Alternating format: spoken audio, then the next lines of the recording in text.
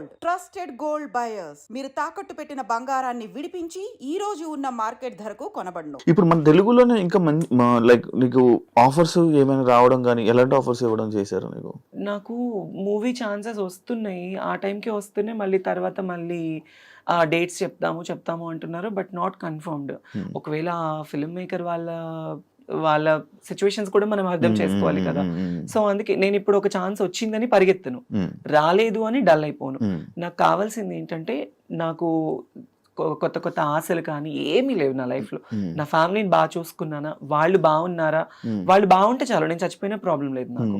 So వాళ్ళు బాగుంటే నేను బాగున్నట్లే. ఈవెంట్స్ చేస్తున్నాను, ఈ జబర్దస్త్ చేస్తున్నాను, శ్రీదేవి డ్రామా కంపెనీ చేస్తున్నాను, వాటి వల్ల కొద్ది గొప్ప వస్తున్నాయి, ఈవెంట్ల వల్ల వస్తున్నాయి, నా ఫ్యామిలీకి చూసుకుంటున్నాను, అంతే.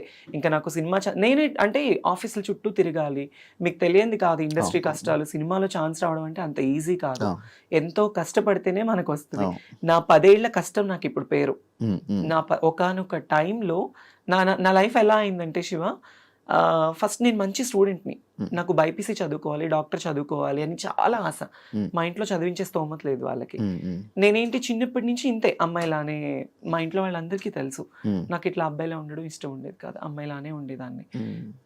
కాలేజ్లో ఇంటర్మీడియట్ డిగ్రీ చదివాను యాదవ జూనియర్ కాలేజ్, మా ఇంటి వెనకమాలే. అందులో బైపీసీ లేదు, చదివించే స్తోమత లేక ఆర్కెస్ట్రాస్ ఉండేవి కదా నార్మల్ పెళ్లిళ్ళకి. ఆ ఆర్కెస్ట్రాస్ లో ఒక డాన్సర్ గా వెళ్ళేదాన్ని. 1000 రూపాయలు, 500, 1500 అలా డబ్బులు తీసుకొని వచ్చి, ఫస్ట్ మాది పూరిల్లు, తర్వాత పెంకుటిల్లు.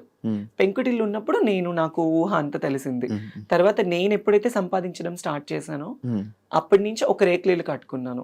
ఈ 10 ఏళ్ళు ఈ జబర్దస్త్ కష్టం వల్ల ఈవెంట్లు చేసి, షూటింగ్స్ చేసి, రూపాయి దాచుకొని, చిట్టీస్ వేసుకొని గుంటూరులో ఒక మంచి హౌస్ కట్టుకున్నా. ఇప్పుడు చాలా మంచి హౌస్ కట్టుకున్నాను, ఒక 3 floors కట్టుకున్నాను.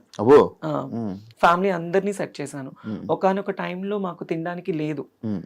నేను స్కూల్కి వెళ్ళాలన్నా చినిగిపోయిన బట్టలు, బ్యాగ్ ఉండేది కాదు, చెప్పులు ఉండేది కాదు. మా అమ్మ పొలం పనులకు వెళ్ళి, మా నాన్న బాగా డ్రింక్ చేసేవాడు. ఏ రోజు మా నాన్న ప్రేమ అనేది నాకు లేదు. మా అమ్మ బాగా కష్టపడేది.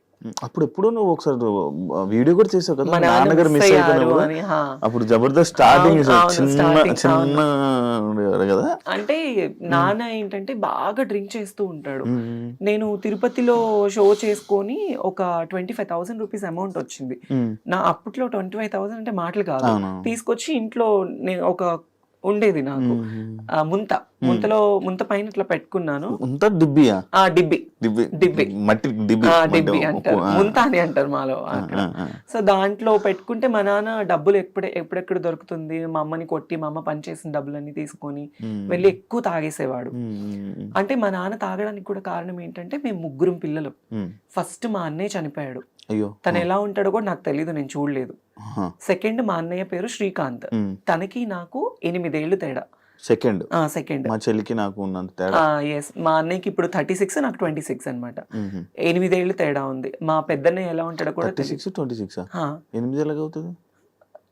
34, 26 సారీ 34, 26. అయితే పెద్దన్నయ్య చనిపోయాడు. 5 years అబ్బాయి, తను క్యాన్సర్ వల్ల చనిపోయాడు. తన వల్ల మా నాన్న బాగా డ్రింక్ కి అలవాటు పడిపోయి, తను చనిపోయిన తర్వాత 1 year వరకు తన సమాధి మీద పడుకొని వెళ్ళి, మా నాన్న మనిషి అవ్వలేదు. మా అన్నయ్య చనిపోయిన దగ్గర నుంచి బాగా డ్రింక్ కి అడిక్ట్ అయిపోయాడు. అప్పటి నుంచి ఇంకా మా అమ్మని కానీ మమ్మల్ని కానీ ఎవరిని చూసుకునేవాడు కాదు. ఇంకా మా అమ్మే మొత్తం ఇంట్లో పెద్ద అయిపోయి, మంచిగా పిల్లలు ఎలా అని నన్ను చిన్నప్పటి నుంచి కష్టం తెలియకుండా నాకు మా అమ్మ పెంచింది. తర్వాత వాళ్ళకి కష్టం రాకూడదని నేను నా లైఫ్ నేను వాళ్ళకి పెట్టేసుకున్నాను, సాక్రిఫైస్ చేసుకున్నాను. ఇప్పుడు ఇంకో చిన్న ఏం చేస్తున్నాడు? బేల్దార్ పని చేస్తాడు, ఇల్లు కట్టే పని చేస్తాడు. మా అన్నయ్య కూడా నన్ను చదివించాలి అని చెప్పేసి 10th class వరకు చదువుకున్న పిల్లోడు, మా అమ్మకి మా తమ్ముడికి పరిస్థితి బాగలేదు అని చెప్పేసి వాళ్ళని బాగా చూసుకోవాలి అని 10th class చదివే అబ్బాయి స్కూల్ మానేసేసి ఇల్లు కట్టే పని చేసుకోవడం స్టార్ట్ చేసి రోజుకు 100 రూపాయలు తీసుకొచ్చేవాడు మా అన్నయ్య. వాడు తెచ్చిన డబ్బులతోనే మేము తినేవాళ్ళం, మా అమ్మ, మా అన్నయ్య, మా నాన్న, నేను, అందరం.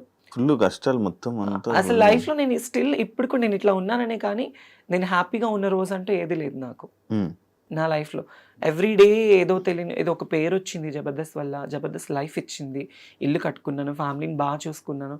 కానీ పర్సనల్లీ అనేది చాలా అంటే చాలా వర్స్ట్ లైఫ్, అసలు ఇలాంటి లైఫ్ ఎవరికి రాకూడదు అబ్బా అనిపిస్తుంది. ఎందుకు అనిపించింది, ఒక ప్రేమ లేదు, ఫ్యామిలీ నుంచి సపోర్ట్ ఉండదు, బయట సపోర్ట్ ఉండదు, ఫ్రెండ్షిప్ ఉండదు, ఎక్కడ చూసినా ఫేక్ అంతా, నమ్మి మోసపోవడం తప్ప ఇంకొకటి ఏముంది చెప్పు.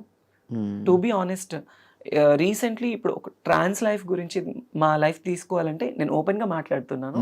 అనకాపల్లిలో ఒక ట్రాన్స్జెండర్ని చంపేశారు. ఎందుకు? తను ప్రేమించి తన డబ్బంతా తన ప్రియుడికి పెట్టేసేసి. స్టిల్ నాకు కూడా ఒక వర్స్ట్ బ్యాక్గ్రౌండ్ ఉంది. ఒక అతన్ని నేను కూడా బాగా లవ్ చేశాను, 8 ఏళ్ళు లవ్ చేశాను.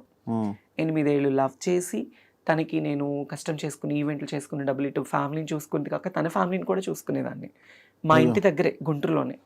అవునా? 8 ఏళ్ళు. బట్ వాళ్ళు నన్ను లవ్ చేయలేదు, నా డబ్బును లవ్ చేశారు. నా డబ్బును లవ్ చేసి నన్ను దారుణంగా అంటే మోసం చేశారు.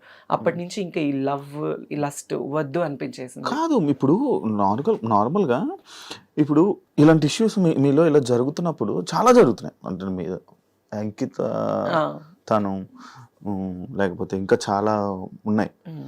ఇవన్నీ జరుగుతున్నా కూడా మళ్ళీ ఎందుకు రిలేషన్ అనుకొని వెళ్ళడం? రిలేషన్ అంటే శివ, ఇప్పుడు మీరు అమ్మాయిలు అబ్బాయిలకి ఫ్యూచర్ ఉంటుంది, పెళ్లి చేసుకుంటారు, పిల్లలు, వాళ్ళకి ఒక కుటుంబం ఉంటుంది. ఆడవాళ్ళకి ఫ్యూచర్ ఉంటుంది, పెళ్లి, కుటుంబం అని. ట్రాన్స్జెండర్స్ కి ఒక కుటుంబం ఉండదు కదా.